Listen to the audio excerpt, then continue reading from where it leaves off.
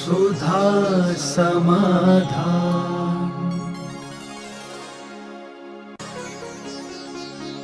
नमोस्तु गुरुदेव। दान और भेंट में क्या अंतर है? दान अलग चीज होती है, भेंट अलग चीज होती है। भेंट जो दी जाती है उसके किसी कार्यों से प्रसन्न होकर उसको पुरस्कार दिया जाता है। कोई व्यक्ति खुशी में दान भेंट देता है कि भाई मैं खुश हूँ, मेरा ये कार्य हो गया, मैं सबको भेंट देता हूँ। कोई सामने वाला कोई कार्य, दान अलग होता है। दान एक पात्र को दिया जाता है। भेंट में महाराज को कुछ नहीं दिया जाता, दान में दिया जाता है। दान व्यक्ति के गुणों को उपकार करने के लिए, अनुग्रहार्थम स्वस्याति सर्गो दानम, अनुग्रह के लिए, उनके उपकार के लिए दान दिया जाता है। भेंट में उपकार हो ये कोई नियम नहीं है। भेंट एक व्यवहार है, चाहे वो सामने वाले का उपकार करे या न करे, चाहे सामने वाले को उसकी ज़रूरत हो या ना हो, तो भी भेंट दी जाती है।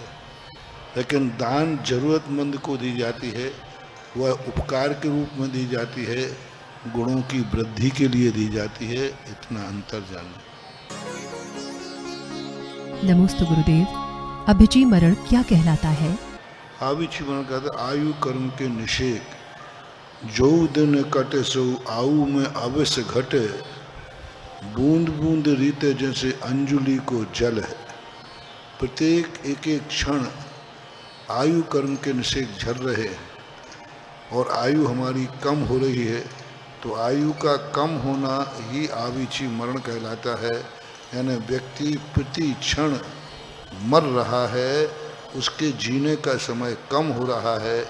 व्यवहारिक दृष्टि से, निश्चय दृष्टि से न तो कोई मरता है न कोई जीता है। निश्चय तो जीने का भी नाम नहीं है, मरने का नाम नहीं है। निश्चय में तो अस्थि रूप है तो है, बल्कि व्यवहार की अपेक्षा से शरीर के बिछोए का नाम मरण कहलाता है, जो आयु कर्म के आधारित होता है, ऐसा मानो। नमोस्तु गुरुदेव। ज्ञान में व्यंजन और अर्थ क्या होता है?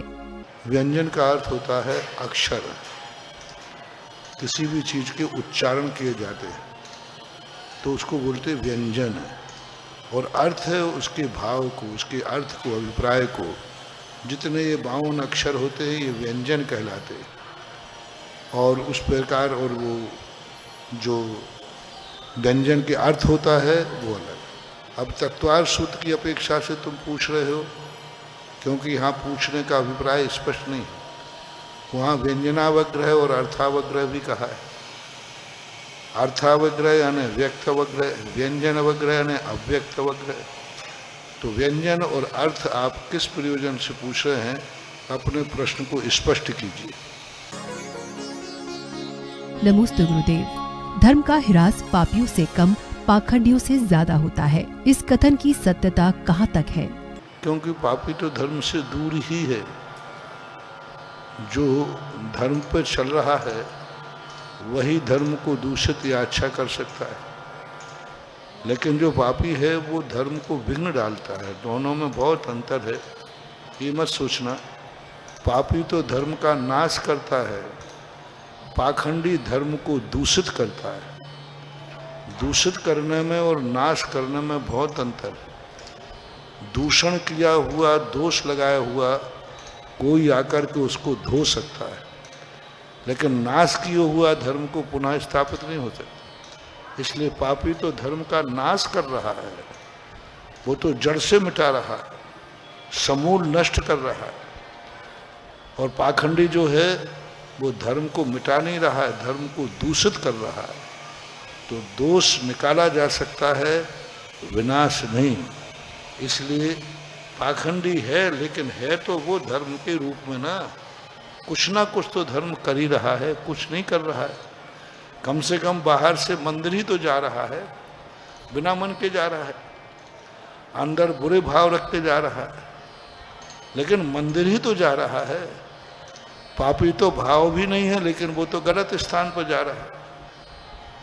तो इसलिए हमेशा ध्यान रखना, कोई भी क्रिया बाहर से भी कर रहा है, अंदर से नहीं कर रहा है, तो भी इष्टोपदेश में उसकी प्रशंसा की गई। बिना मन के सही, लेकिन वो कर तो धर्म ही रहा है ना। ऐसा एक बार मैंने कहा था, ऊपर से पाखंड से धर्म करने पर उस व्यक्ति को लाभ होवे या नहीं होवे, लेकिन वो सामने वाले का विनाश करता है। जैसे सपोज कीजिए, एक व्यक्ति ने कहा महाराज जी मेरा इसको मारने का भाव चढ़ा रहा है,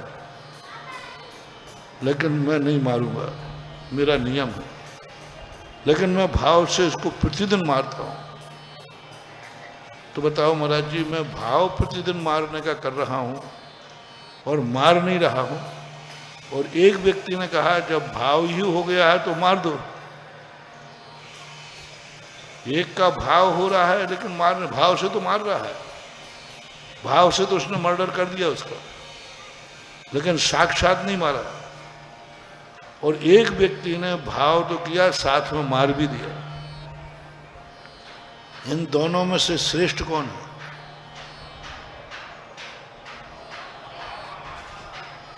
अच्छा कौन है?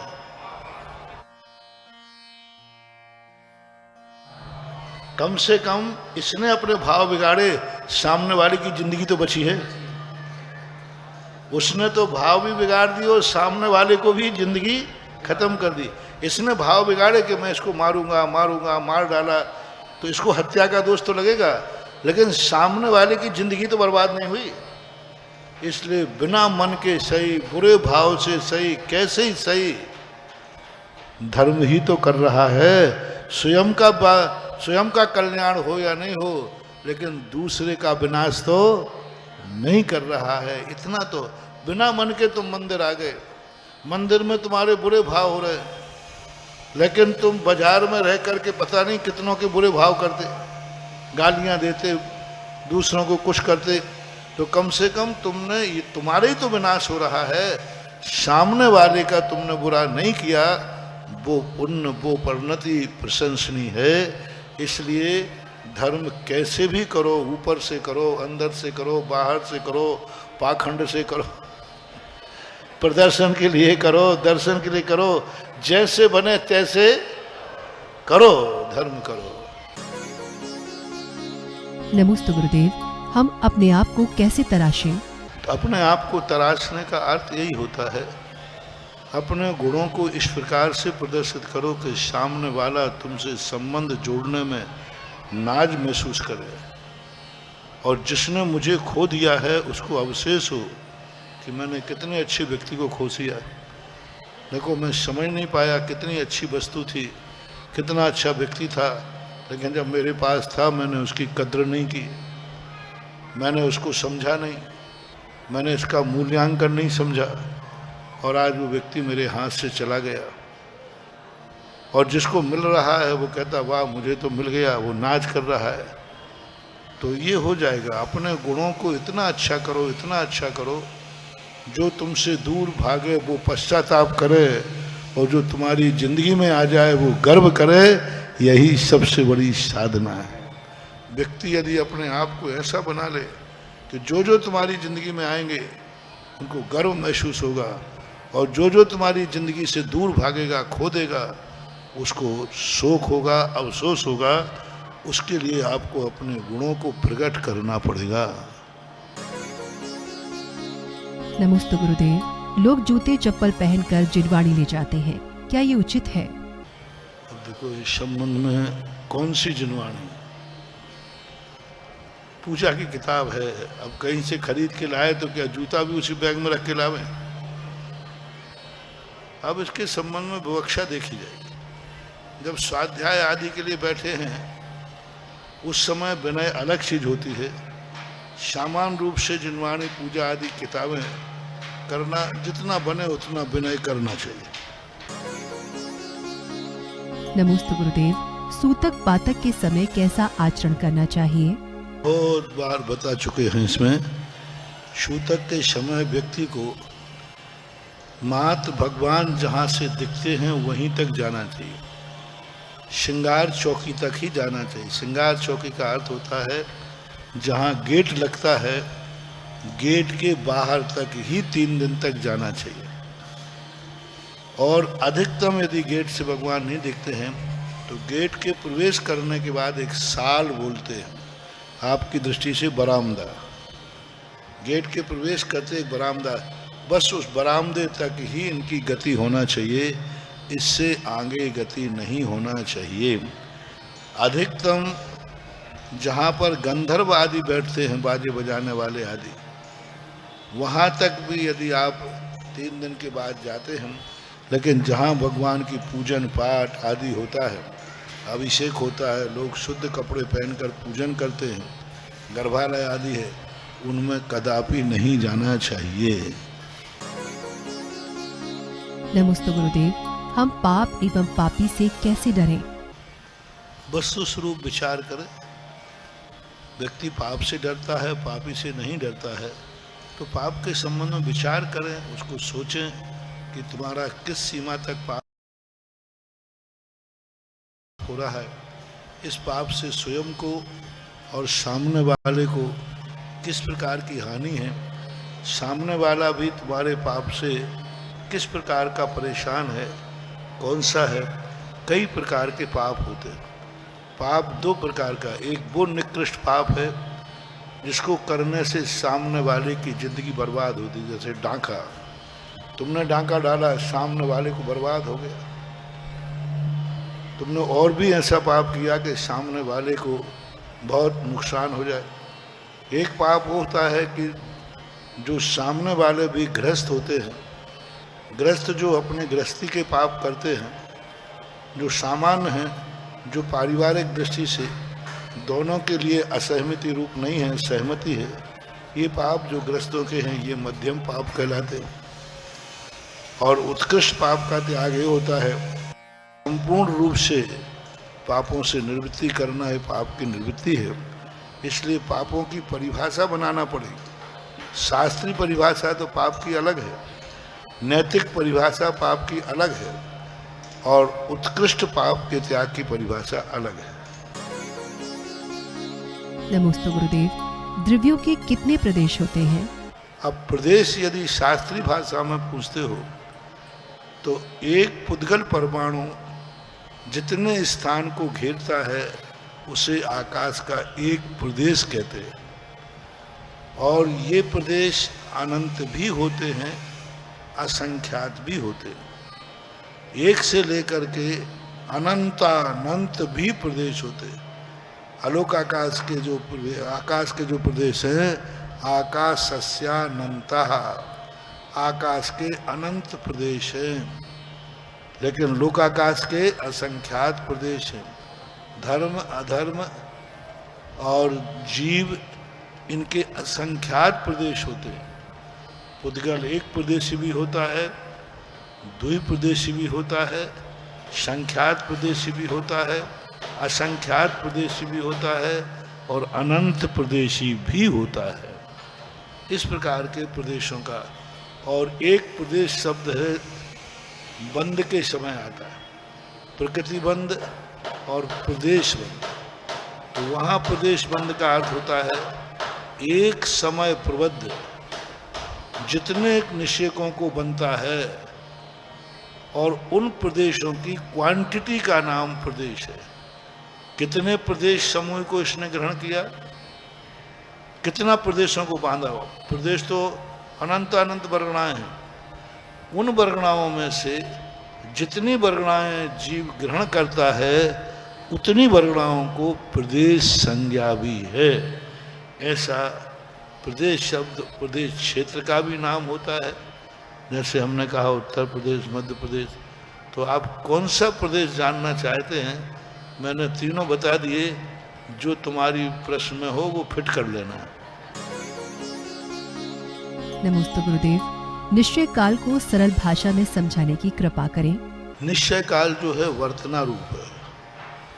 पर्यटनों जो द्रव्य संग्रह में आया ना, कि उसमें इस पर द्रव्य पर्यटन है। परिणमन जो हो रहा है प्रति समय, वर्तना जो हो रही है, ये वर्तना ही एक समय है जो हमारे ज्ञान का विषय नहीं है, केवली गम्य है।